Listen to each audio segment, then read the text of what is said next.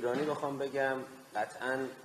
انتظار این بوده که آقای اردوغان شخصا حضور پیدا کنند و آقای علیև شخصا حضور پیدا کنند.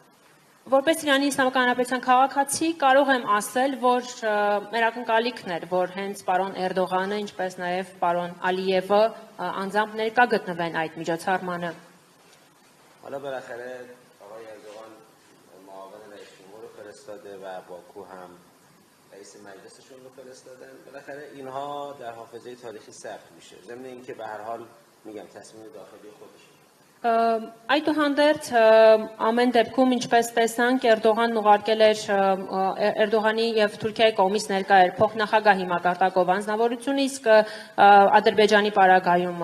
խորհրդարանի նախագահներ ներկա գտնվել այդ միջոցառմանը, ամեն դեպքում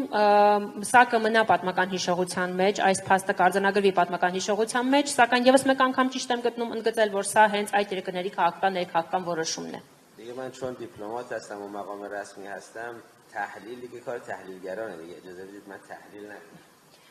Ես հանդես եմ գալիս որպես դիվանագետ եւ քաղաքական գործիչ, իսկ վերլուծությունը արդեն պետք է իրականացնեն վերլուծաբանները եւ փորձագետները։ Ձեր թույլտվությամբ վերլուծությամբ ես չեմ զբաղվի։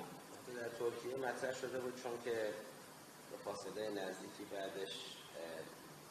میزبان اجلاس سران ناتو بودن مثلا رئیس کشور درگیر بودن. Թուրքիայի պարագայում